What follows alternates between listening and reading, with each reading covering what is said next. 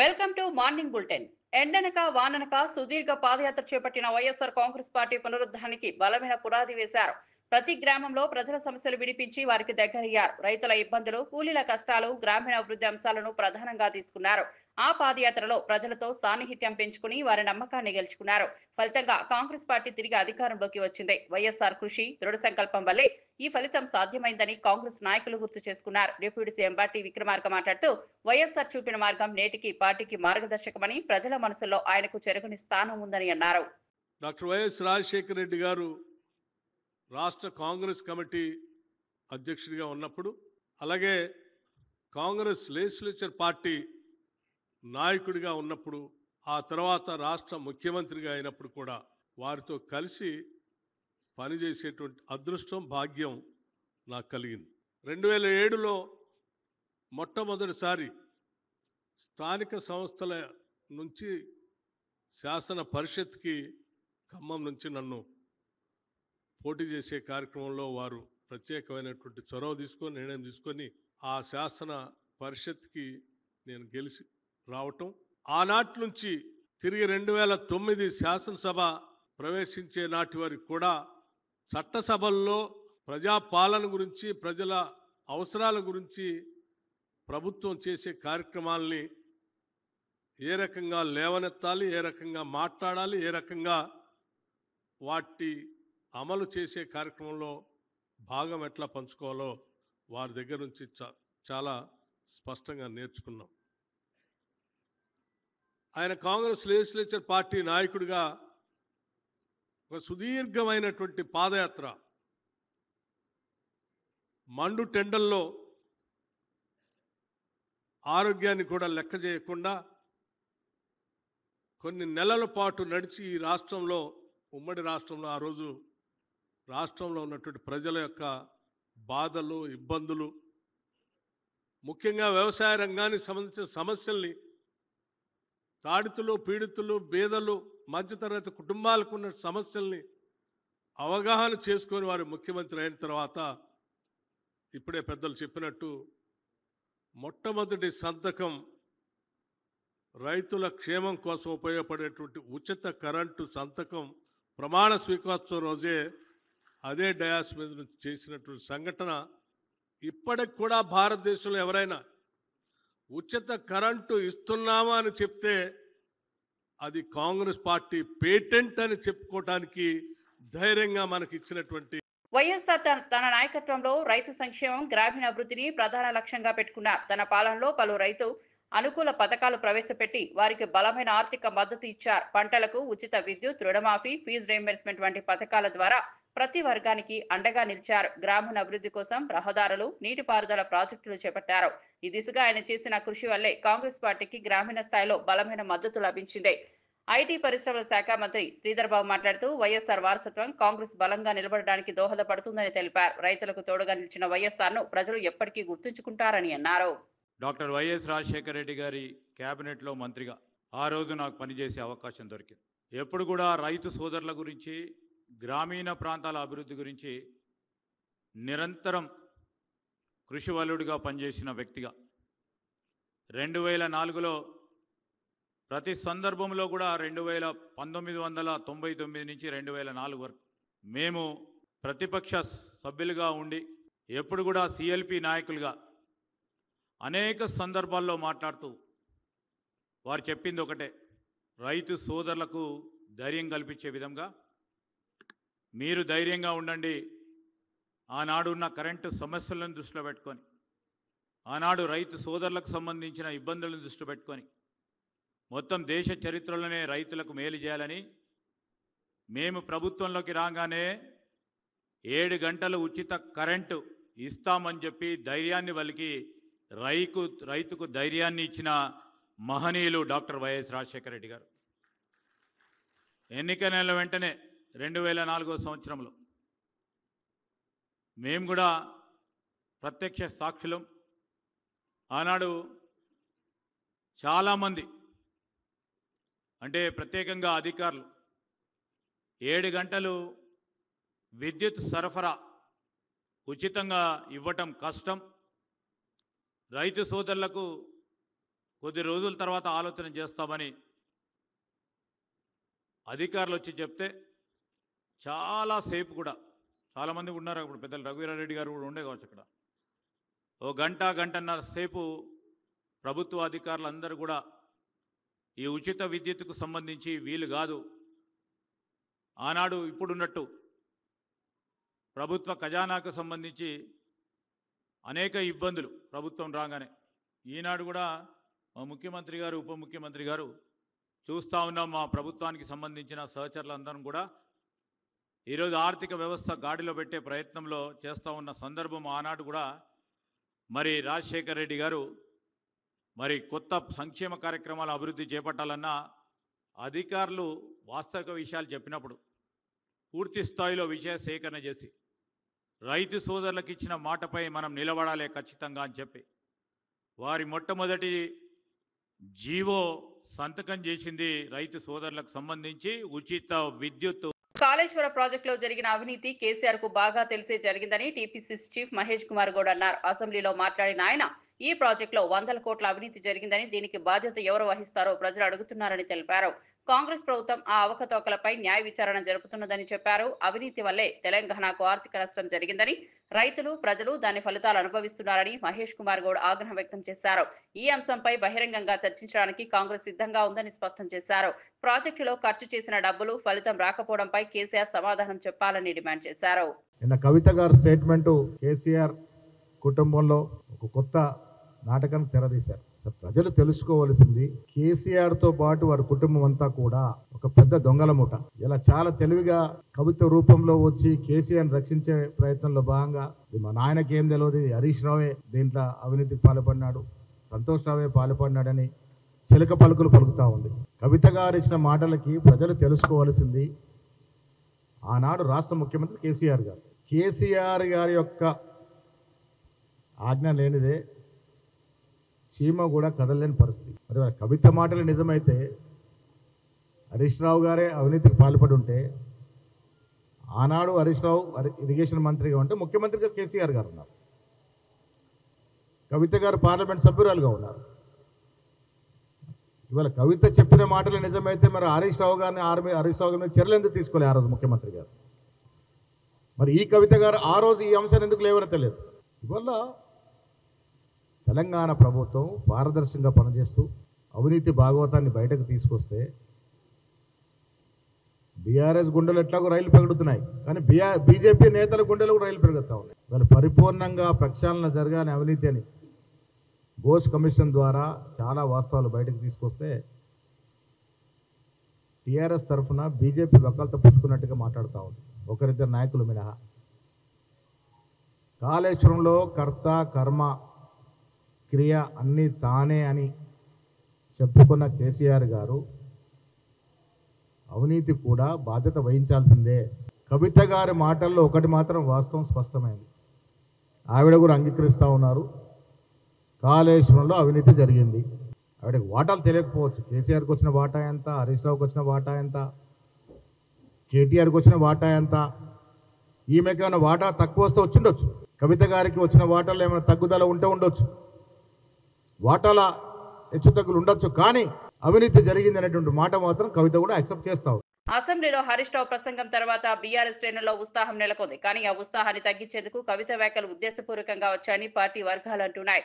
కవిత పార్టీకి వ్యతిరేకంగా మాట్లాడడం, కాంగ్రెస్ తో సన్నిహితంగా వ్యవహరించడం బీఆర్ఎస్ కు ద్రోహం చేశాయని పలువురు కార్యకర్తలు ఆరోపిస్తున్నారు. దీంతో ఆమెను పార్టీ నుంచి సస్పెండ్ చేయడాన్ని స్వాగతిస్తున్నామని చెబుతున్నారు. మాజీ ఎంపీ మాట్లాడుతూ పార్టీకి వ్యతిరేకంగా ఎవరైనా పనిచేస్తే కఠిన చర్యలు తప్పవని అన్నారు. కార్యకర్తల విశ్వాసం నిలబెట్టుకునే క్రమంలోనే ఈ నిర్ణయం తీసుకున్నామని స్పష్టం చేశారు. కవిత స్థానంలో పార్టీ బలోపేతం కొనసాగుతుందని తెలిపారు. వారికి బుర్రలో కాంగ్రెస్ వాళ్ళకి ఎటువంటి బుర్రలో పని చేయకుండా ఉంది, కానీ హరీష్ రావు అంత బ్రహ్మాండంగా వారు మన బీఆర్ఎస్ పార్టీ తరఫున కాళేశ్వరం గురించి కొట్లాడుతూ ఉంటే కవితక్క నేను ఏదైతే వాళ్ళు ప్రెస్ మీట్ పెట్టి డైరెక్ట్గా హరీష్ రావు గారిని మరి సంతోష్ గారిని అన్న మాటలు నిజంగా చాలా బాధ వేస్తుంది. అయితే కేసీఆర్ గారు ఈ టైంలో అంటే మీకు తెలుసు దాదాపు తెలంగాణ రాష్ట్రంలో 60 లక్షల మంది సభ్యత్వం ఉన్న ఈ పార్టీలో ఎంతోమంది కార్యకర్తలు ఎంతోమంది జీవితాలు బీఆర్ఎస్ పార్టీ మీద పెట్టుకున్న వాళ్ళు ఎంతోమంది ఉన్నారు. కానీ వారు ఇటు హరీష్ రావు గారిని వాళ్ళని నిందించడమే కాకుండా దాంతోపాటు పార్టీ ఉంటే ఏంది పోతే ఏంది అనే ఒక మాట ఏదైతే అన్నారో నిజంగా చాలా బాధ వేసింది, చాలా కలిసి వేసింది. ఎందుకంటే కేసీఆర్ గారిని నమ్ముకొని, ప్రజలు నమ్ముకొని ఈ పార్టీలో ఎంతోమంది నాయకులు, కార్యకర్తలు ఎంతోమంది బతుకుతూ ఉన్నారు ఇప్పటికి కూడా. కానీ అవన్నీ ఏది లెక్క చేయకుండా మరి వారిని ఎవరు ప్రోద్బలం చేస్తూ ఉన్నారు, ఎవరు మాట్లాడిస్తున్నారు, వారి వెనుక ఎవరు కానీ ఈ విధంగా మాట్లాడిన విషయాన్ని, సందర్భాన్ని కేసీఆర్ గారు దృష్టిలో పెట్టుకొని వారు ఒకటే ఎప్పుడు మీటింగ్లలో మాట్లాడినా కూడా కేసీఆర్ గారు ఒకటే చెప్పేది, కుటుంబ సభ్యులైనా ఎంతటి వారైనా తప్పు చేస్తే పార్టీకి వ్యతిరేకంగా ఉంటే ఉపేక్షించేది లేదు. ఏదైతే కేసీఆర్ గారు అన్నారో సత్యవతకు అన్నట్టు పేగు బంధం కంటే కూడా పార్టీ బంధం, ప్రజాబంధం, కార్యకర్తలున్న బిడ్డల బంధం గొప్పది అని చెప్పి సాక్షాత్ ఇవాళ ఏదైతే వారు నిర్ణయం తీసుకున్నారో అదే సాక్ష్యంగా, అంటే తెలంగాణ ఉద్యమం టైంలో ఆ రోజు తెలంగాణ కోసం పడంగా ఆయన ప్రాణాన్ని పెట్టిరు. ఇవాళ తన కుటుంబం సైతం, తన పేగు బంధాన్ని సైతం కూడా లెక్క చేయకుండా పార్టీ సంక్షేమం కొరకు, ప్రజల కొరకు కేసీఆర్ గారు ఇవాళ మా గొప్ప మహానుభావుడు నాయకుడు వాళ్ళు కేసీఆర్ గారు నిల్చొని ఏదైతే కవిత గారి మీద తీసుకున్న నిర్ణయాన్ని మనస్ఫూర్తిగా ఆహ్వానిస్తా ఉన్నాం. నిజంగా వారు సుంతక్క చెప్పినట్టు వస్తూ సోషల్ మీడియాలో చూస్తుంటే ఇంతకుముందు ఉన్న వాటికి ఇప్పటికి ఇంత విచిత్రంగా, అంటే ప్రజల కడుపులో కార్యకర్తలు ఎంత రగిలిపోతున్నారో ఇవాళ, అంటే ఎప్పుడు పార్టీ ఎప్పుడు నిర్ణయం తీసుకుంటుందా అని ఎదురు చూసినట్టుగా ఇవాళ సోషల్ మీడియాలో కనబడతా ఉంది.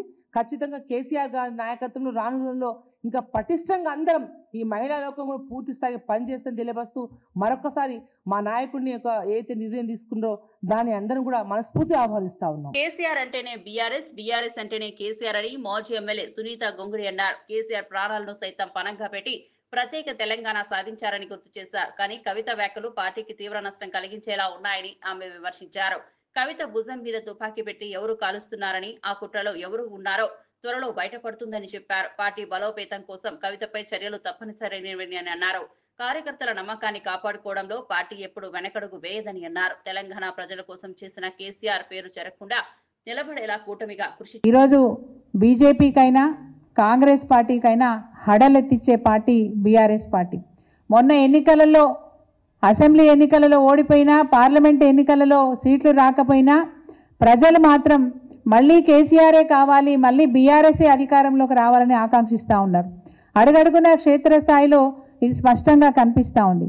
ఇలాంటి ప్రస్థానంలో పార్టీ ఈరోజు ఇబ్బందుల పరిస్థితిలో ఉన్నప్పుడు కేసీఆర్ గారు 20 నెలలుగా వాస్తవంగా మరి ప్రజలు ఏం కోరుకుంటున్నారు దాన్ని బట్టి మనం ముందుకు అడిగేద్దామని చెప్పి మొన్న ఏప్రిల్ 27 వరకు కూడా వారు స్వయంగా ప్రజాక్షేత్రంలోకి రాలేదు.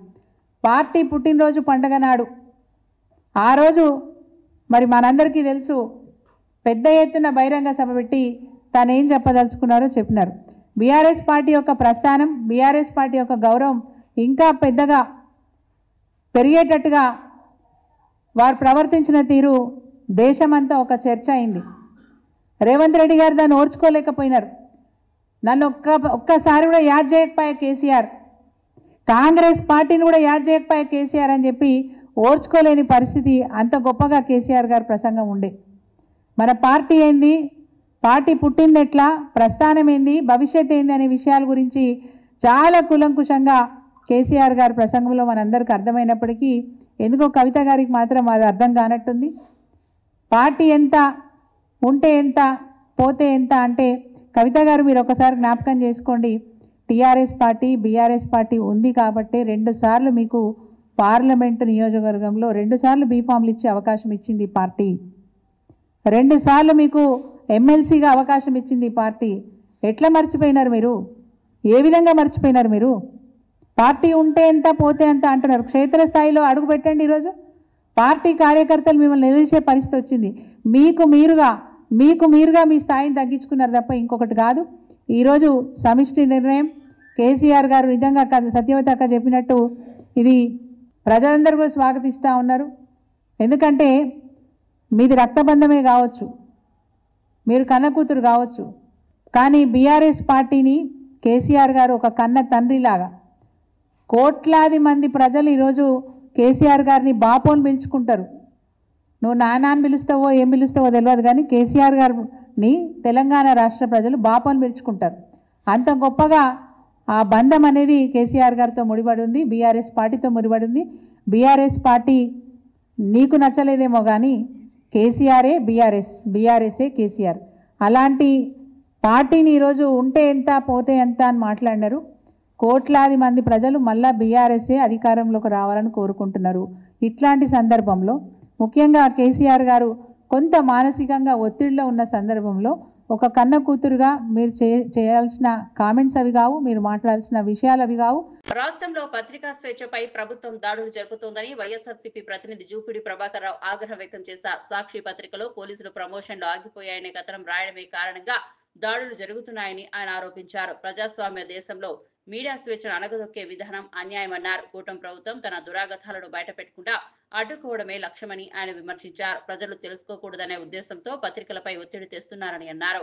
పత్రికల పాత్ర ప్రజలకు వాస్తవాలను తెలియజేయడం, ప్రభుత్వంపై చెక్ పెట్టడం అని అన్నారు. కానీ అవన్నీ అణగదొక్కే ప్రయత్నం కూటమి ప్రభుత్వానికి మచ్చ అని స్పష్టం చేశారు.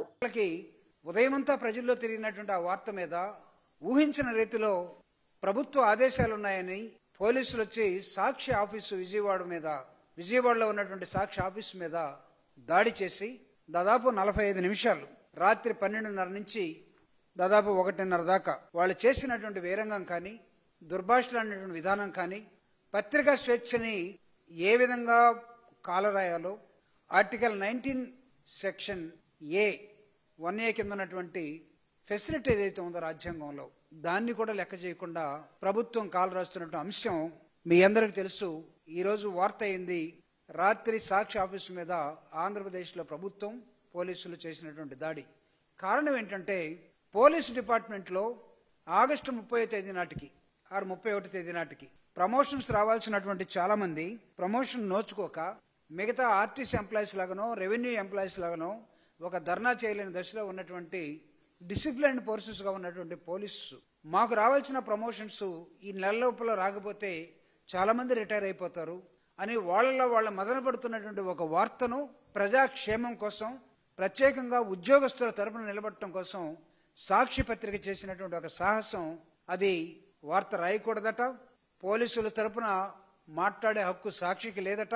ఈ రాష్ట్రంలో ఎన్ని దురాఘాతాలు జరిగినా వీళ్ళు చీకటి రాజ్యంగా ఈ రాష్ట్రాన్ని చేసినా ఒక ఎమర్జెన్సీ వాతావరణాన్ని ఈ రాష్ట్రంలో మాట్లాడితే ఎక్కడికైనా తీసుకెళ్తామని చేస్తున్న దుర్మార్గాల్ని ఎత్తి చూపకుండా ఉండటం కోసం మొట్టమొదటి దాడి చేశారు సాక్షి సోషల్ మీడియా మీద. ప్రభుత్వం వచ్చిన తర్వాత 2024 కూటమి ప్రభుత్వం అధికారంలోకి వచ్చిన తర్వాత YSR Congress party social media మీద దాడి చేశారు. సోషల్ మీడియాలో ఉన్నటువంటి చాలా మందిని రాష్ట్ర వ్యాప్తంగా ఒకచోట కాదు, ఒకసారి కాదు, తిరిగి అగైన్ అండ్ అగైన్ ఈ పోలీస్ స్టేషన్ కాదు ఇంకొక పోలీస్ స్టేషన్ ఈ విధంగా మార్చుకుంటూ భయభ్రాంతులు చేశారు. సోషల్ మీడియాకు అండగా లీగల్ సెల్ నిలబడింది. సోషల్ మీడియాకు అండగా వైఎస్ఆర్ కాంగ్రెస్ పార్టీ అధినాయకుడే నిలబడ్డాడు. అంతటితో రాగలేదు. ఇక్కడ ఉన్నటువంటి రాష్ట్ర ప్రభుత్వం దుర్మార్గాన్ని ఇంకొక రూపంలో ప్రవర్తించింది. టీవీల మీద పడ్డారు. టీవీ ఛానల్స్ మొత్తం కూడా ఆంధ్రప్రదేశ్లో ఆ పార్టీకి అనుకూలంగా వార్తలుంటే తప్ప వేరే వార్తలుండే ఏ టీవీ ఛానల్ కూడా ప్రచారం ఉండకూడదు. ఇక్కడ ఎంఎస్ వాళ్ళని బెదిరించారు, కేబుల్స్లో రావడానికి వీల్లేదు, రకరకాలుగా దాన్ని అరికట్టాలని చూశారు.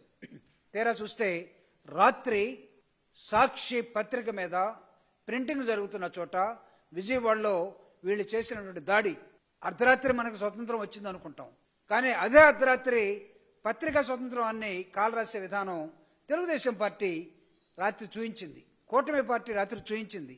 ఈ కూటమి ప్రజాస్వామ్యబద్ధంగా కాకుండా వికృత రూపంలో పోతున్నది. అందుకే దీన్ని నేను ఎవరు తమ తప్పుని వేలెత్తి చూయించకూడదు, అసలు తమ వాదనని ఎవరు అడ్డుకోవటానికి ప్రయత్నించకూడదు, ప్రశ్నించే గొంతుగా ఉండకూడదు. నియంతృత్వమా? అవుననే సమాధానం వస్తుంది. రాత్రి నిన్న సాక్షిలో వచ్చినటువంటి ఒక న్యూస్ కి ఎడిటర్ మీద ధనంజయ రెడ్డి గారి మీద పెట్టినటువంటి కేసు ఎవరితోటి? పోలీసుల సంక్షేమం కోసం వార్త రాస్తే పోలీసుల్లో ఉన్నటువంటి అసోసియేషన్ అధ్యక్షుడితోటే కేసు పెట్టించారు. ఎంత విచిత్రమో చూడండి. నాకు తెలిసి అధ్యక్షుడు కూడా ప్రమోషన్ కోసం ఎదురు చూస్తున్నవాడై ఉండాలి, లేకపోతే చాలా మంది అసోసియేషన్లో ఉన్నవాళ్ళై ఉండాలి. మీ మంచి కోసం ఒక వార్త రాస్తే మమ్మల్ని మీరు నిర్బంధించే దశలోకి మీరు వెళ్ళిపోతే దానికి పోలీసులు సహకరిస్తే సాక్షి యాజమాన్యం మీద, సాక్షి ఎడిటర్ మీద ఈ సెక్షన్లు 61(2), 196(1), 353(2) వీటితో పాటు క్రైమ్ నంబర్ 543 అనేది ఒకటి తీసుకొచ్చారు. వీటన్నిటిని ఎఫ్ఐఆర్ వెంటనే నమోదు చేశారు. కారణం ఏంటంటే సాక్షి పత్రిక వాస్తవాల్ని ప్రచురించింది. వాస్తవాల్ని ప్రజలను ఎడ్యుకేట్ చేయడం కోసం, జరుగుతున్నటువంటి అంశాలని ప్రభుత్వం దృష్టికి తీసుకురావడం కోసం, ప్రజలకు తెలియజేయడం కోసం. అంతెందుకు, మే 8వ తేదీ నాడు ధనుంజయ రెడ్డి గారు విజయవాడలో ఉంటే ఆయన మీద ఒక వార్త రాసినందుకు, ఆ వార్త ఏంటి, ఆయన ఇంటి మీదకి వెళ్ళి ఒక వార్త రాసినందుకు సెర్చ్ వారెంట్ లేకుండా ఆయన్ని ఇంట్లోనే బంధించి గందరగోళం చేసి ఒక కేసు పెట్టారు. అదేవిధంగా 26/7/2025 సాక్షి మీద ఇంకొక కేసు. దేనికోసం? పోలీసులు రాయలసీమలో ఒక ఐఏఎస్, ఒక ఐపీఎస్, ఇంకొక ఐపీఎస్ తో కలిపి సాక్షిలో ఒక కథనం వచ్చిందని, ఆయన డిఐజీ అయ్యాడని, ఆయన ఆ ప్రాంతానికి పెద్ద పోలీసు బాస్ అని, ఆయన మీద వార్త వచ్చిందని ఆయన మీద రాయకూడదట. అసలు వీళ్ళు అధికారంలో ఉంటే మంత్రుల మీద వార్తలు రాయకూడదు, ముఖ్యమంత్రి మీద వార్తలు రాయకూడదు, ఎడ్యుకేషన్ మంత్రి మీద వార్త రాయకూడదు, లేకపోతే ఆ డీసీఎం మీద వార్త రాయకూడదు. డీసీఎం అంటే వ్యాన్ అనుకున్నారు. డిప్యూటీ చీఫ్ మినిస్టర్, ఆయన మీద వార్త రాయకూడదు, బీజేపీ వాళ్ళు వార్త రాయకూడదు. వీళ్ళు మాత్రం బీజింగ్కి వెళ్ళి చైనాలో ఉన్నటువంటి వార్తలు మాత్రం వేసుకోవచ్చు, రకరకాలుగా వేసుకోవచ్చు. వీళ్ళు ఢిల్లీకి పోయి వేసుకోవచ్చు. వీళ్ళు ఒక్కళ్ళే తిరిగి కొత్తగా ముసలోళ్ళ దగ్గరికి వెళ్ళి చంద్రబాబు నాయుడు గారి ఫోటోలు దిగేది వేసుకోవచ్చు. కొత్తగా ముసలోళ్ళు ఒకటైరే మాకు తెలియదు, అందరూ ఈక్వల్ ఏజే, 75 సంవత్సరాలు 76 సంవత్సరాలు. ఒకళ్ళు ముఖ్యమంత్రి, ఇంకోళ్ళ బాధితులు, వాళ్ళు ఫోటోలు తీసుకుని వేసుకుంటున్నారు. ఇదో విచిత్రం, ఎప్పుడు లేని అలవాటు. ఇంతకుముందు అసలు మనం కారు దిగేవాళ్ళం కాదు, స్టేజ్ దిగేవాళ్ళం కాదు, మనం మనుషుల దగ్గరికి వెళ్ళేవాళ్ళం కాదు, మనుషులు అంటే పేదోళ్ళ దగ్గరికి. ఇప్పుడేదో జరుగుతుంది, ఒక పెద్ద నటన జరుగుతుంది. దాన్ని రాసిన ప్రమాదం వార్త కానీ సాక్షి కానీ ఆ వార్త రాస్తే మాలాంటి వాళ్ళు కూడా ప్రమాదమే. సో సాక్షి కొత్తగా కాదు, సాక్షి గతంలో కూడా రాసింది. ఏప్రిల్ 10 పత్రికా స్వేచ్ఛకు సంకెళ్లు పడుతున్నాయని రాసింది. పత్రికా స్వేచ్ఛకు సంకెళ్లు వేస్తున్నారు. ఇది ప్రజాస్వామ్యబద్ధంగా పరిపాలన సాగటం లేదు. ప్రజాస్వామ్యబద్ధంగా ఎవడైనా మాట్లాడటానికి గొంతెత్తితే ఆ గొంతు నొక్కుతున్నారు. ఎమర్జెన్సీ ఇక్కడ నడుస్తూ ఉంది. ఆంధ్రప్రదేశ్ లో కోర్ట్స్ లా ఎందుకున్నాయి మీకు తెలుసా? ఇలాంటి పోకడలుండే నాయకత్వాలు అధికారంలోకి వస్తే to limit your self, to diminish your self. అందుకోసమే రాజ్యాంగం ఉంటుంది, అందుకోసమే లా ఉంటుంది. అంతేగాని కర్రబెట్టుకుని వీధుల్లో తిరిగి నేను వీధి రౌడీలాగా ప్రభుత్వం ఉంటుందంటే ఇక్కడ ఎవడు సహించేవాడు ఉండకూడదు కూడా. కాబట్టి వైఎస్ఆర్ కాంగ్రెస్ పార్టీ తరఫున సాక్షి మీద మీరు చేసినటువంటి రాత్రి దాడిని తీవ్రంగా ఖండిస్తున్నాం. వైఎస్ఆర్ అమలు చేసిన పథకాలు ప్రజల మనసులో చెరగని ముద్ర వేశాయని సీఎం రేవంత్ రెడ్డి గుర్తు చేశారు. పేదలకు ₹1 కిలో బియ్యం అందించి ఆహార భద్రత కల్పించారని, ఉచిత విద్యుత్ పథకం ద్వారా రైతులకు అండగా నిలిచారని తెలిపారు. ఫీజు రియంబర్స్మెంట్, రాజు ఆరోగ్యశ్రీ పథకాలతో విద్య, ఆరోగ్య రంగాల్లో నూతన దశ ప్రారంభమైందన్నారు. ఏ రాష్ట్రంలోనైనా సంక్షేమం గురించి మాట్లాడితే వైఎస్ఆర్ పేరు గుర్తు చేసుకుంటారని చెప్పారు. రైతు, విద్యార్థి, పేద, రోగి ప్రతి వర్గానికి అండగా నిలిచిన నాయకుడిగా వైఎస్ఆర్ నిలిచారని రేవంత్ తెలిపారు. నేటికి ఆయన చూపిన మార్గం కాంగ్రెస్ పార్టీకి దారి చూపుతోందని అన్నారు. సమక్షంలో రాజశేఖర రెడ్డి గారు మళ్ళీ ₹1 కిలో బియ్యం పథకాన్ని రెండోసారి ₹1 తగ్గించి పేదలకు పట్టడి అన్నం పెట్టాలని ఆలోచన చేసిండు. అదేవిధంగా ఈరోజు ఏ రాష్ట్రంలో ఎవరైనా రైతులకు ఉచిత కరెంట్ ఇవ్వాలన్న ఆలోచన చేస్తే వైఎస్ఆర్ గారిని గుర్తు చేసుకునేంత బలమైన ముద్రను రాజశేఖర రెడ్డి గారు ఈరోజు అందరి గుండెల్లో రైతుల ఆలోచనలో పదిలంగా చేసుకున్నారు. ఫీజు రియంబర్స్మెంట్ కావచ్చు, రాజీవ్ ఆరోగ్యశ్రీ కావచ్చు, ఇలాంటి సంక్షేమ పథకాలను ముఖ్యమంత్రులు మారినా, పార్టీలు అధికారంలో మారినా పథకాలను తొలగించలేనంత బలమైన ముద్ర వైఎస్ఆర్ గారు వేయడం జరిగింది. వారి ఆలోచనలు కొనసాగింపుగానే ఈనాడు తెలంగాణలో రాష్ట్ర ప్రభుత్వం పనిచేస్తుంది అని చెప్పి నేను ఈ సందర్భంగా సవినయంగా తెలియజేయదలుచుకున్నాను. BRS MLC Kalvakuntla Kavitha suspension అంశంపై ఐటీ పరిశ్రమల శాఖ మంత్రి దుద్దిల శ్రీధర్ బాబు స్పందించారు. ఇది వారి కుటుంబ అంతర్గత వ్యవహారమని అన్నారు. ఎన్నికల సమయంలోనే కాళేశ్వరం ప్రాజెక్టు అవినీతి బయటపెడతామని కాంగ్రెస్ హామీ ఇచ్చిందని గుర్తు చేశారు. అధికారంలోకి వచ్చిన తర్వాత పీసీ ఘోష్ కమిషన్ ఏర్పాటు చేసి ఆ నివేదిక ఆధారంగా సిబిఐ విచారణకు అప్పగించామని వివరించారు. కాంగ్రెస్ ప్రభుత్వం అవినీతి అంశాలపై ఎప్పుడూ రాజీ పడదని, ప్రజల ప్రయోజనాల కోసం కఠిన చర్యలు తీసుకుంటుందని తెలిపారు. కవిత వ్యాఖ్యలు బీఆర్ఎస్ లోపాలను బహిర్గతం చేశాయని, పార్టీ బలోపేతం కంటే కుటుంబ ప్రయోజనాలు ముఖ్యమయ్యాయని విమర్శించారు. జ్యుడిషియల్ కమిషన్ ఏర్పాటు చేస్తామని, జ్యుడిషియల్ కమిషన్ ఏర్పాటు చేసిన తర్వాత వారు ఇచ్చిన నివేదిక ద్వారా ఇంకా కూడా మరి విషయాలు పూర్తి స్థాయిలో లోతుగా అధ్యయనం చేయడానికి ఈరోజు సిబిఐకి ఇవ్వాలని ప్రభుత్వం మరి బాహటంగా బహిరంగంగా కూడా ఒక చర్చ పెట్టి అసెంబ్లీలో అందరి సభ్యులకు అవకాశం ఇచ్చి కాళేశ్వరం ప్రాజెక్టుకు సంబంధించిన అవకతవకల విషయంలో అవకాశం ఇచ్చి ఒక నిర్ణయం తీసుకున్నది.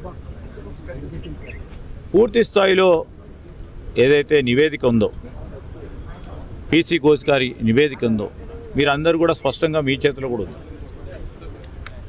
ఎవరు దాంట్లో తప్పు చేసిండ్రు, ఏ విధంగా తప్పు చేసిండ్రు, అధికారులు అనధికారులు, ఆనాడున్న మరి ప్రభుత్వానికి సంబంధించిన పెద్దలు ఏ విధంగా తప్పు చేసిండ్రు, తప్పు కారకులు ఎవరు అని వారు స్పష్టంగా చెప్పడం జరిగింది. ఆనాడు ఇప్పుడు వారు మాట్లాడుతూ ఉన్నారే, ఏ పార్టీలో ఉండే, ఈరోజు ఏ పార్టీలో ఉన్నారు, వారందరికి సంబంధించిన అంశం అది. ఇప్పుడు సిబిఐ ఎంక్వైరీ అయింది కనుక మేము పూర్తి స్థాయిలో నమ్మకం ఉంది, విచారణ పూర్తి స్థాయిలో జరుగుతుందని, ఖచ్చితంగా జరుగుతుందని, తప్పకుండా దోషులు కఠినంగా శిక్షిస్తుందని. Thank you. BRS MLC Kalvakuntla Kavitha suspension ను స్వాగతిస్తున్నామని జనగాం ఎమ్మెల్యే పల్లా రాజేశ్వరరెడ్డి స్పష్టం చేశారు. కార్యకర్తల అభిప్రాయాన్ని పరిగణలోకి తీసుకుని పార్టీ నిర్ణయం తీసుకుందని చెప్పారు. పార్టీకి వ్యతిరేకంగా మాట్లాడినా ఎవరైనా క్షమించబోమని హెచ్చరించారు. కవిత కాంగ్రెస్ ఉచ్చులో చిక్కుకుందని ఆరోపించారు. కాంగ్రెస్ పార్టీల ప్రాంతీయ పార్టీలను బలహీనపరచడం కోసం కుట్రలు పన్నుతోందని అన్నారు. కానీ బీఆర్ఎస్ ఏకతాటిపై కొనసాగి ఆ కుట్రలను తిప్పికొడుతోందని నమ్మకం వ్యక్తం చేశారు. పార్టీ బలోపేతం కోసం కార్యకర్తలు మరింత శక్తివంతంగా కృషి చేయాలని ఆయన పిలుపునిచ్చారు. కవిత గారు గత కొన్ని రోజులుగా పార్టీ వ్యతిరేకంగా మాట్లాడడం, కాంగ్రెస్ పార్టీ ఉచ్చులో పడడం, కాంగ్రెస్ పార్టీ చెప్పినట్లే నడుచుకోవడం, పార్టీ సీనియర్ నాయకుల మీద అనవసరమైన బాధ్యతారహితమైన ప్రకటనలు చేయడం, పార్టీ యావత్తు నాయకులు కార్యకర్తలు ఆందోళనకు గురి కావడం, 60 లక్షల మంది సభ్యులు కలిగి ఉన్న భారత రాష్ట్ర సమితిలో ప్రతి ఒక్కరికి కూడా వారికి ఎంత హక్కు ఉన్నదో అంతే హక్కు ఉంటుంది. కాబట్టి ఇలా భారత రాష్ట్ర సమితి కార్యకర్తల యొక్క మనోభావాలు దెబ్బతినకుండా ఉండాలని వారి ఆందోళనని గమనించి ఇవాళ యావత్తు పార్టీ ర్యాంక్ అండ్ ఫైల్ కోరుకునే విధంగా ఇవాళ భారత రాష్ట్ర సమితి నుండి కల్వకుంట్ల కవిత గారిని సస్పెన్షన్ చేస్తూ ఆర్డర్స్ ఇవ్వడం జరిగింది. ఇది యావత్తు రాష్ట్ర పార్టీ యంత్రాంగం బాధతో తీసుకున్న నిర్ణయమైన, పార్టీకి ఆందోళన కలిగించే విధంగా, పార్టీని కించపరిచే విధంగా తీసుకున్న నిర్ణయాన్ని మొత్తం నాయకులు కార్యకర్తలు చెప్పిన దాన్ని కేసీఆర్ గారు విన్న తర్వాత కేసీఆర్ గారు సస్పెండ్ చేస్తూ నిర్ణయం తీసుకోవడం జరిగింది. ఈ నిర్ణయంతో పార్టీ అనేదే ముఖ్యం. పార్టీ ముందు తన కూతురైనా దగ్గర బంధువులైనా ఎవరైనా కూడా సమానమే అని చెప్పేసి ఈరోజు చెప్పడం జరిగింది. కాంగ్రెస్ పార్టీకి అలవాటు భారతదేశంలో ఇప్పటి వరకు అనేక ప్రాంతీయ పార్టీలలో కుటుంబాలలో చిచ్చు పెట్టింది కాంగ్రెస్ పార్టీ. అది తమిళనాడు ఉదాహరణ తీసుకున్నా, కర్ణాటకలో జేడీఎస్ ఉదాహరణ తీసుకున్నా, లేక ఇతర పార్టీలలో ఎక్కడ తీసుకున్నా కూడా ప్రాంతీయ పార్టీల్లో కుటుంబాలు ఉన్నప్పుడు ఆ కుటుంబాల్లో చిచ్చు పెట్టడం అనేది కాంగ్రెస్ పార్టీకి వెన్నతో పెట్టిన విద్య. ఇవాళ ఇక్కడున్న కాంగ్రెస్ పార్టీ కూడా దురదృష్టవశాత్తు వారి యొక్క దుశ్చర్యలకు కవిత లోన్ కావడం, ఆ పార్టీని బలహీనపరిచే విధంగా చూడడం, దానిని యావత్తు నాయకులు కార్యకర్తలు కూడా కేసీఆర్ గారికి పార్టీ నాయకత్వానికి చెప్పినప్పుడు తప్పనిసరి పరిస్థితుల్లో బాధాకరంగానే ఈ నిర్ణయం తీసుకున్నారు. ఇక్కడ ఇలా ఈ జనగామ నియోజకవర్గంలో జరుగుతున్న యావత్తు నాయకులు కార్యకర్తలు కూడా మీరు చూసిండ్రు, ఇదే అభిప్రాయం వ్యక్తం చేసిండ్రు. వాటి పార్టీ శ్రేయస్సు దృష్ట్యా, తెలంగాణ శ్రేయస్సు దృష్ట్యా వారు తీసుకున్న నిర్ణయాన్ని మేము ఆహ్వానిస్తున్నాం. ఈ చర్యతో ఇంకెవరన్నా కూడా పార్టీ వ్యతిరేకంగా మాట్లాడినట్లయితే వారు కూడా ఆలోచించుకోవాల్సిందిగా కోరుతున్నారు. కడప జిల్లాలో అభివృద్ధి వేగవంతం చేయడంపై కూటమి ప్రభుత్వం దృష్టి సారించిందని మంత్రి నారా లోకేష్ తెలిపారు. కొప్పర్తి పారిశ్రామిక వాడ అభివృద్ధి కోసం పలు ప్రాజెక్టులకు శ్రీకారం చుట్టారు. జిల్లాలో పార్టీ బలోపేతంపై ఎమ్మెల్యేలు కీలక నేతలకు మార్గనిర్దేశం చేశారు. పరిశ్రమలు ఏర్పడి ఉపాధి అవకాశాలు పెరగడానికి ప్రభుత్వం కృషి చేస్తోందని స్పష్టం చేశారు. కడప యువతకు ఉద్యోగ అవకాశాలు లభించేలా మరిన్ని పరిశ్రమలు ఆకర్షించడానికి చర్యలు చేపడతామని హామీ ఇచ్చారు. జిల్లాకు మరిన్ని నిధులు కేటాయించేందుకు కృషి చేస్తామని తెలిపారు.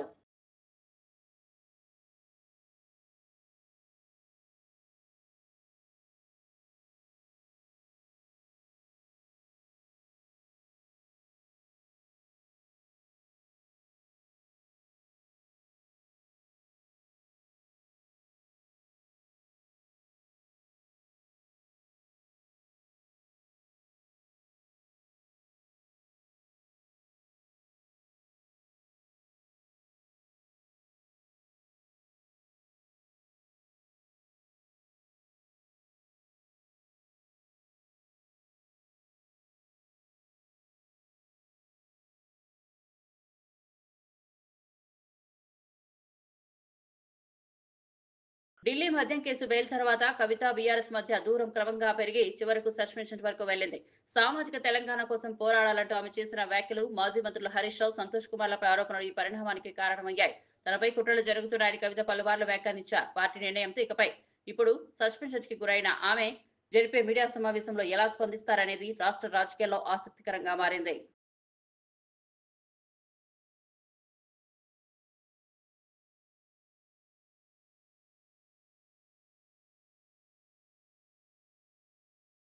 ఇందిరమ్మ ఇళ్ల నిర్మాణానికి నాణ్యమైన స్టీలు, సిమెంట్ తక్కువ ధరలో సరఫరా చేయాలని ఉప ముఖ్యమంత్రి బట్టి విక్రమార్క, మంత్రి శ్రీధర్ బాబు పరిశ్రమల యజమానులను కోరారు.